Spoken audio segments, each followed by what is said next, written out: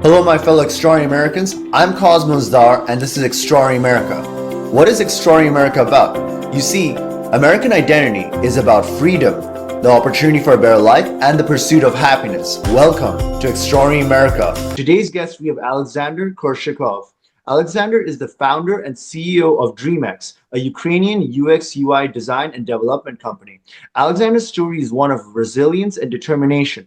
He founded DreamX in his early 20s with just $100 in savings. Before starting the company, he went through 100 interviews in 3 months to understand the IT industry and its dynamics, only to face rejection nearly every time. But his persistence paid off. In 2022, amidst the immense challenges of a full-scale invasion of Ukraine, Alexandr started DreamX as a two-person team. Today, it's a company with over 20 professionals. His journey demonstrates how grit, vision, and an entrepreneurial mindset can turn dreams into reality, even in the face of adversity. He's an extraordinary individual, and I'm glad and honored to have him on the show. Alexandr, are you there? Thank you so much for this introduction. I'm happy to be here and to discuss with you something.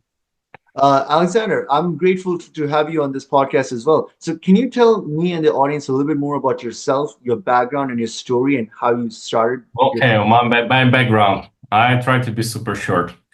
So my background started when I was in childhood. I always wanted to be independent. Always wanted to be independent. So when I grow up, I understood that I want to earn money by my hand, by my head, not my hand. So, and then I understood that I need to do something like digital and what can be international. I wanted really to be an IT guy, but I'm not technical person. I didn't finish university. I thought that this just wasting of the time. That's why I was studying English in my childhood since now. So then I understood that I want to be an IT. I spent so many times. I had so many interviews on different positions between like a project manager, HR manager, salesperson, business analytics, etc. No technical vocation. So I spent a lot of time to join in IT to have this interview. And one day I like applied to the salesperson, and the company like gave me job offer. I joined it. So then I changed a couple companies. In one company I grow up to head of sale. I was responsible for all sale process in the outsourced IT company, Israel, Ukrainian, the company based in Israel and Ukraine. I was like head of sale. I was responsible for income money in this company. Then I understood that for me it's boring to responsible for sale process. I understood that I want to responsible for all different departments like HR, project manager, etc. And I understood that I want to create my company. That's like a little bit more about my introduction. So, Alexander, just to continue on this question, like, what did your vision evolve over a period of time, or was it like there was some catalyst moment where you decided you're gonna be in the IT industry out of all the different industries? I think it was like great question. Uh, I always wanted to do something like digital, like for the future. I always wanted. So that's why I didn't think that that was one time that something changed in my mind. It was like the slow journey to now, and I think my journey is not stop. It's continue moving with my company. So, Alexander, one question I have to ask you is that I know like you've been through so many interviews, right, before you started your company, and you faced rejection again and again, and you just kept moving forward. So, what is the motivational factor that keeps you going even in spite of all this adversity and uh, and all of that?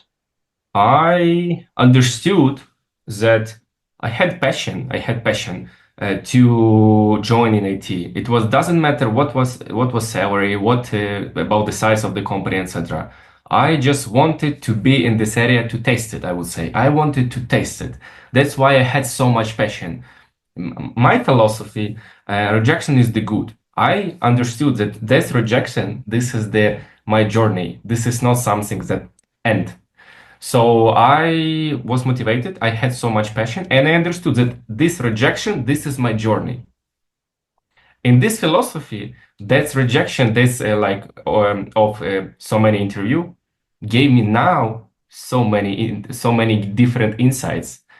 Because with this experience of interview, I do right now amazing interview in my company because I understand because I was on the different side of interviewing person on like different sides of the different side of the coin, and now I'm absolutely appreciated for the time by me, or I don't know that companies which didn't give me offer. So what you said is very interesting about how to face rejection because a lot of entrepreneurs they have that mindset where they gain experience from it and they keep moving forward. Like a lot of people when they take rejection, they take it in a very bad way. They think it's the end of the world, but it's only like one step in the in the journey to like success. Like it's like a stepping stone, and it's all about mindset when it comes to how do you handle failure. Absolutely, mindset. I'm a little bit crazy. Look, my philosophy, where some smart person see troubles, little bit crazy person see opportunities. In my opinion, entrepreneurs need to follow this philosophy. When the smart person feels this is the end of the world, I see, okay, this is one step to move forward in the right direction. So I thought about this. Of course, I had a lot of bad emotional, but as I said, this teach me so much now. So, Alexander, for the sake of the audience, can you elaborate on how, when somebody sees a setback, like you said, the smart person sees a setback, you see opportunity in the setback and everything. Like, how do you process the same thing? Like, because we're looking at it through two different lenses here. I will tell you the funny stories. Couple months ago, it happened. So I spoke with my financials guys in my company who is responsible for financial analytics and they give me some suggestion about the finance, etc. in my company. And they told me that, Alex, please be it like pay attention to this because we can have a crisis and we need to do something. I thought I'm ready because crisis give us like new ideas, new thoughts, and I'm waiting this. So I wasn't like upset. I was like motivated because wow, the time when we can show a real our face, I would say. So that's that's my like mindset, where I see opportunities in the crisis because I understand if we have crisis, we need to do something.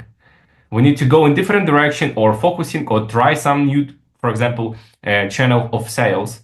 So that's like example.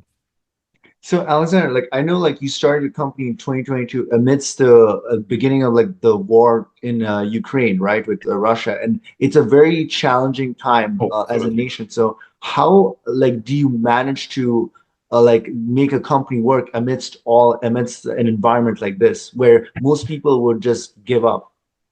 First of all, that's absolutely true. Very difficult to managing this company. Why? Because sometimes we have schedule of electricity off, and we need to be ready. We need to be ready to sponsorship co-working for my people, and we need to like help them with batteries, with energy for charge the internet that they can work. We can sponsorship them laptop, etc. So about the when I started the company, war started, absolutely it was the challenging really. What I want to say is that I'm all my journey of the company, I plan very conservative. I don't do like some crazy expenses, for example, for marketing or advertising or PR, etc.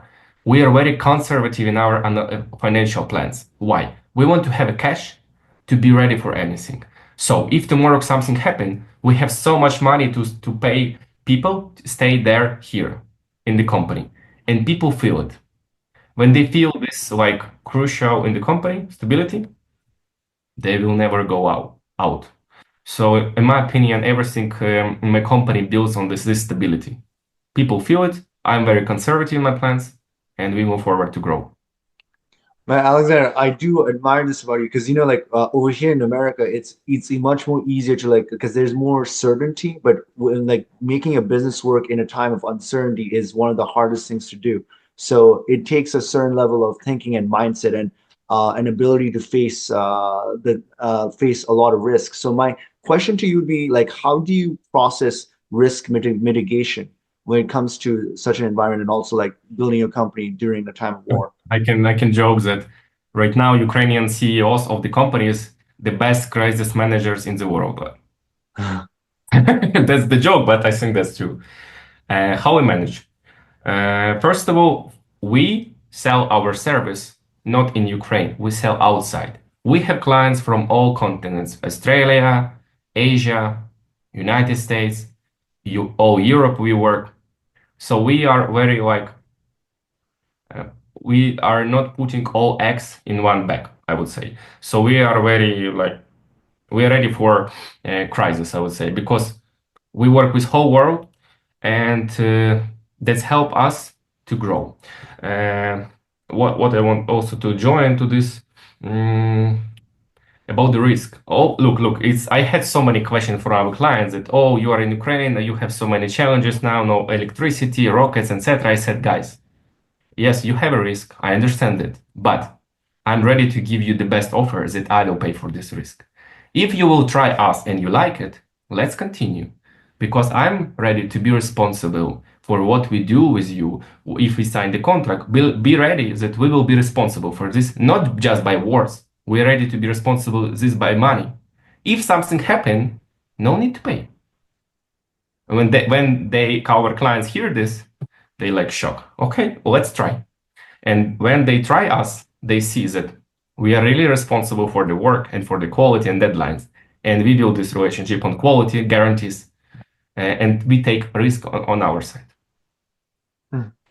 Wow, that's amazing. Because no normally, like this, like the ability to like have risk management and mitigation is one of the main challenges of an entrepreneur, even in like a non-war time. So like what you're doing is really amazing. But my Alexander, my next question to you would be, what is like some lessons or revelations you've learned during your entrepreneurial journey or like during your entire career that you would want the audience to know regarding First of all, entrepreneurship and my growth? main last like what I got inside like for last year to invest in people. What I mean? What does it mean?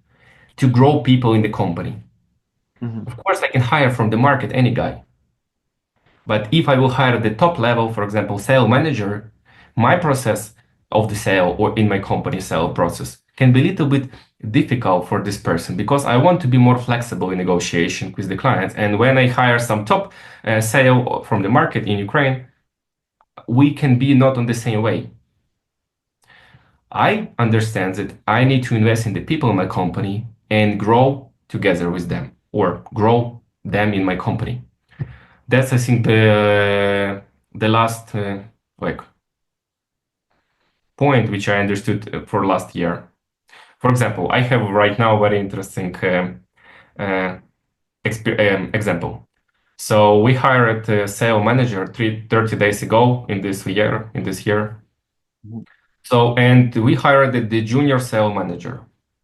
And we try to give her our passion, our energy, and philosophy of the sale. And she is so cheap because she is sales manager, junior sales manager. But it's important when in 3 months, she can make deals much better than any senior sales manager. Why? Because she will be on the same direction, the same philosophy as we put in her mind.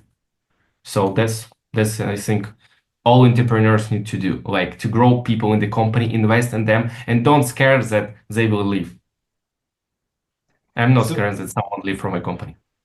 So, Alexander, like, let's say somebody wants to follow in your footsteps, right, and become like an entrepreneur in the IT industry, and they don't really know how to go about it, or they're too afraid of the risk, so they don't have like a guiding path. How should they go about becoming an entrepreneur in the IT industry, or like starting their own company, the way you did? I got it, your question. First of all, in my opinion, CEO of the IT company to understand different direction in of different departments. I'm not technical person. I'm not designer, but I know how it works. This is important. I know about my company focusing on the UX UI design. I'm not designer. I am absolutely very bad designer. But I have the big design team and I can interviewing designer. I know the process. I know what is bad, what is good. I know all rules of design, etc. Also, I know very good HR. I know how to hire people. I know project manager. I know sale process. I know like little bit development. I'm not the so in my opinion, if someone wants to be CEO, this founder of IT company, this person need have to understand all direction Not so like professionally, but good for that to speak on the professional on the same level, I would say. I see. So, yeah, I think that is part of that's part of entrepreneurship in essence, you know, like as you start getting bigger and bigger. But like as a continuation of this, like how do you go about what how would you advise this person to go about scaling the business once they get beyond the 6 months to one mark area and they've stabilized their business? As you know, business grow on money. If my focus now in my company, I think 70% of my focus of the week is the sale and marketing, sale and marketing. I'm not focusing on delivery. Why? Because I focused on this 2 years ago and I built the processes that my team very independently can deliver the great work. And my focus now on the sale because just sale, marketing, like more money can grow the business. So if someone wants to grow fast, that means that you need to focus on how to earn more and faster. That's my focus and my suggestion for the people who want to grow. Make more money, make more sale, make more marketing, and to do something like a very interesting idea, how to make it. For example, marketing. Sometimes I came to my marketologist and said, I have great idea, you need to listen to me. That I mean that's amazing. Like you make it sound very simple. Like obviously like it's a very high pressure thing to do it in a certain period of time, but the way you do it, so it's kind of it's also like a you have like the right mindset and combination of skills that allow that to happen. So do you think from your perspective it's about mindset or it's also about it's also about skills and discipline and all of that stuff that contribute to I would success? say that this is all things in one, I would say in one mind, in my head. I'm a very disciplined person. I have a rule in my company which I follow first. This is important. I'm not the CEO, which, all rules is for you. I have different rules for me. I have the same rules. For example, I hate when people overtime. I hate it. And I never push my people when they overtime. So I don't like I I never write them message. I never call them when they overtime. Oh, so I don't like them when they overtime. I never call them when they finish the working day. Sorry. That's the rule, and I follow this rule. Doesn't matter what position I have, and I want that all people will have this rule. For example, marketing manager cannot write in not working time to designer. Why? Because they have a life. And this, everything is simple, but about the discipline, about the motivation, about the I'm not worried about the money. I like to do something big. That's my passion. Of course, a business need to have money, but my passion is not money. My passion to see great big result. That's what I like. That's why I don't know. I think I answered. No, I mean, yeah, ultimately it's like it's coming down to like what is like what we're passionate about, right? Because a lot of times entrepreneurs they face so much hardships and people that start a business that a lot of them just quit within the first couple of years or like even many months. The people that continue on is because they had something going on for them beyond the money.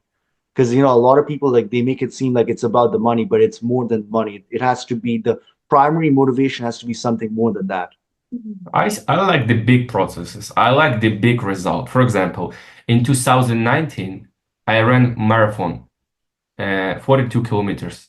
You Wow. cannot imagine how much time you need to prepare. You need to spend half year, maybe more, that to be ready for one long running. I have tattoo here, as you see. This is about the marathon, 42 kilometers. So, and that's showed me that's distance showed me like that journey of marathon showed me that if you want something and if you will be very disciplined, you will get it.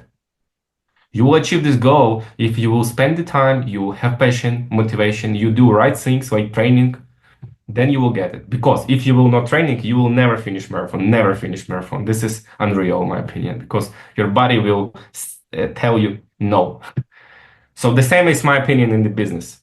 You have a big goal, and you need to have this journey, move step by step in the right direction, that move, and one day you will achieve what you want. I want to have bigger company. I want to have bigger revenue. I want that my people company more. I want that my company support more people. Right now, we make decisions that in this year we will be responsible not for people in our company, also outside. We right now make decision in my company that we will be responsible for different dog shelters in Ukraine, and we will sponsorship them by food. Why? Because we want to share. We are not worried about the money. We earn money. We are profitable. And in my opinion, we need to give a small piece of this profit to charity. And nobody pushed me. I made decision and told my team, guys, I want that our company to have some responsible for something like social activity. And this is you can check you can read on our website dreamxlab.com. We have in the page about us our reports of dog shelter sponsorship. No, that's amazing, Alexander. And I want to emphasize for the sake of the audience, like how much discipline and determination plays a role in success. Like you mentioned about the marathon, right? Like it's like how you do one thing is how you do everything. And like, yeah, like how you're applying your mindset towards running those 42 kilometers is also the same mindset you apply towards business. And a lot of people look at like successful business people and entrepreneurs and they're like, oh, these people got lucky. And no, they put in the work. Like there are no shortcuts. Absolutely. Look, in my opinion, also for the entrepreneur is focusing on the right things. Focusing because sometimes when you have so much people and you have so many processes in the company, and if you are not focusing on the right things, you will not grow. You will lose. Why? Because first person in the company doesn't matter is 30 people or 10,000 people in the company. If first person of this company focusing not on right things, all people feel it in the company. So very important for entrepreneurs, doesn't matter which business area, focusing on right things and to have this focus. Sometimes you can have house, but you need to know how to work with this house and through all other things and to focusing just on the right direction. I'm focusing in my company on the right direction. I have an assistant in my company and she will have a task of all my I have executive assistant. She helped me with my working day and her main task to have my focus on the right things. Mhm. And she every day push me that I'm focusing on the right things and remind me what I need to do in a day. That is amazing, Alexander. And one question I wanted to ask, because I wanted to know, because you know, like a lot of times entrepreneurs have like they face problems with like people management and human resources management, right? Because they're like employees that can some of them like people are people and they're difficult. Sometimes they might be difficult to work with. So do you have like a set process in your mind of how to deal with difficult employees or like people that are not doing their job and all of that stuff? First of all, uh, need to identify on the interview if the person toxic. We are not working with the toxic people because they have this toxic for all people and all people will be unmotivated. It's important. You need to identify. We have in our company, we integrated half year ago the soft skills interview. What does it mean? We will ask you the different question to try to feel that who are you? For example, if something happened with your PC and you have the quick task which you need to finish, what you will do? And believe me, different people answer on different. Someone can say, I will do tomorrow, or I will try to fix now, or I will go to my friend to PC to do something. So very interesting. So to hire right people, professional, who is independent and know what to do. Of course, give them this right task, but if the person you need to double check of the person. That's the wrong direction because um, much better to do by myself than double check of someone. So you cannot do different things if you need to double check all things. Mhm. So to hire right people and identify them on interview, make different steps of interview. This is also great point that identify and hire right people because not right hiring will punch very well, very very strong, I would say. No, yeah, like I'm asking this question because it's one of the things that like a lot of like new entrepreneurs and people that are starting businesses like they find along the way. Like once their business stabilizes and they're looking to expand, they have to hire new people. But different people are just like some people are just easier to work with, some people are just difficult to work with. So my like that's why I'm asking to see if there's like a standardized process of like how to motivate employees and like basically Mhm. manage people because it's one of the most more interesting parts of I a will business. also will answer on this question. First of all, respect them, because I got so many feedbacks in my company that why I'm working this, because I feel respect. Just I go to someone, I need the help of someone, for example, marketing, go to the designer, and they have great conversation, nobody toxic, and they want to help each other, and they respect each other. Because why? Because I respect all people. That's I told you about the overtime. I don't like it. I never write the message in not working time. Why? Because I respect. And I want that all like this is from me, from my like philosophy. I have the company in my philosophy that respect each other and people will be motivated. Then, of course, pay salary, good salary, because people work by money, not for the idea. Maybe idea is not the first. Maybe idea, yes, but not the first. In my opinion, first this is the money, respect, and then idea. And that's I think 3 point important for the people: money, respect, and idea of the company. No, I mean that's so true what you're saying because ultimately like a lot of the problems that occur in this world is because of disrespect where it's not warranted. You know, like if you just simply have like a values where you respect your fellow person, then like it goes a long way if you're polite and respectful. Like it solves like half the world's problems. A lot of times like there's superiority complex, inferiority complex, and that plays a role in a lot of issues. So I hear what you're saying.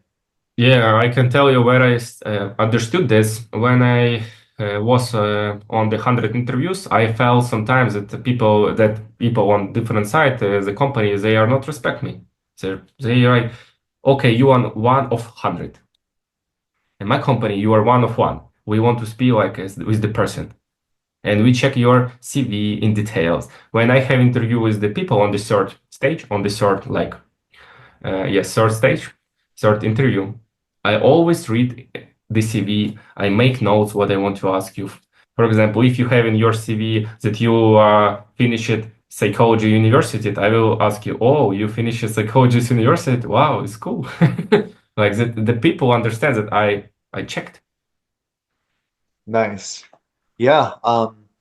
Yeah, I mean, I can't I can't emphasize it enough to the audience that you have to respect your fellow man because I think a lot of the issues in the world is coming from disrespect.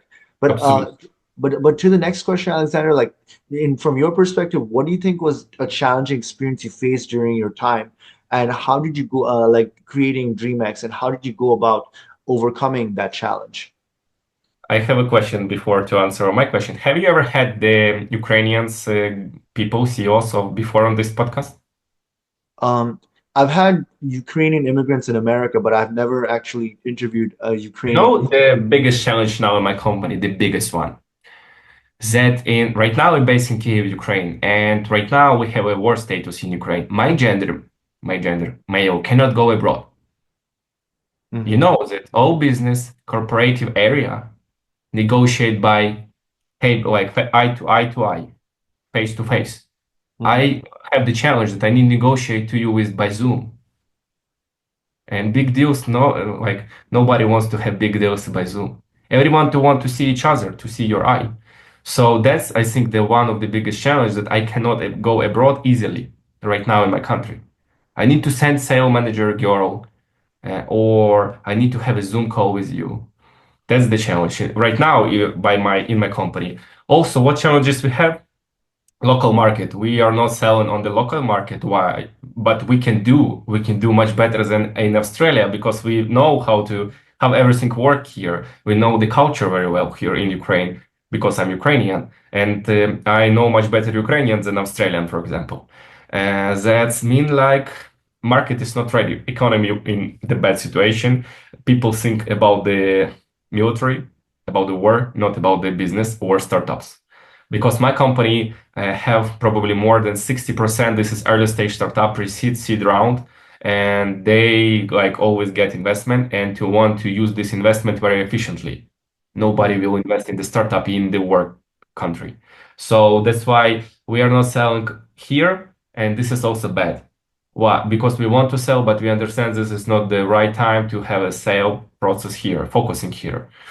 And we cannot go abroad. Me cannot go abroad. I have invitation from the whole world, but I cannot go easily. And this is the challenge. I mean, yeah, that is a pretty intense challenge. Like it's something that like here in America, we're not like we don't have to it doesn't even cross our mind. So it's very interesting understanding from your perspective how different it is, you know? And it takes home the point of the necessity of freedom in our lives and how valuable it is actually. Because most people, at least in America, like they take freedom for granted. But freedom is something that you have to always fight for because there are other because it's something that's not really like freely given. It's something that's earned over a period of time, you know? If you want, I can give you one example, very, very funny.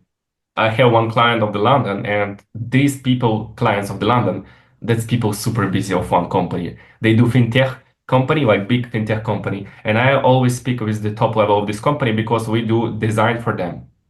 And I had so many situations when I was trying to have a call with them for 2 weeks, 2 weeks, because they always busy, they always reschedule. And when I have a call, I ask them, if I will come to the London, can I come to your office to have a like conversation with you? They said, tomorrow you can come anytime.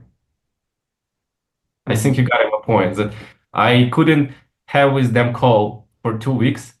I spent 2 weeks to have a call with the person, and he said, come to the office tomorrow if you want.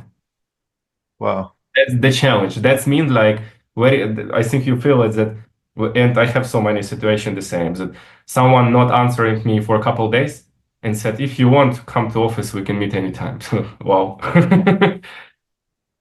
No, I mean, like, yeah, like a lot of the things that we just take for granted, it's like sometimes when it's gone, like we realize how important it is. And freedom is like, it's one of the reasons like why I started Exploring America was because I felt like a lot of people are not financially free and they have to have an entrepreneurial mindset and they have to take life, like they are making excuses in their lives of why their life is as it is. And the ultimate realization is you're the captain of your own destiny. No matter what your environment is, you can always find a way. And you're one of those examples, you know? You're Yeah, very inspirational in that way. thank you. In my opinion, entrepreneur first of all needs to have a mindset that never give up. Look, I never give up. I'm not give up. I'm still trying to negotiate with someone in the Zoom.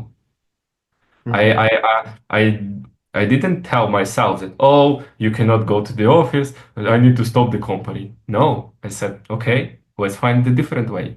And that's why I said that right now Ukrainian CEOs the best crisis manager in the world because they know how to find different direction, different way to have what they want. It's me. I mean, no, I mean that's incredible. I mean, it's one of those things, right? Like it's all about ultimately it comes down to how you see the world. Like you can look at hard rock and you can look at obstacles and be like, okay, I can't get over it, or you can find a way, or you can see it as an opportunity. And it's that mindset that makes like it makes the difference between failure and success.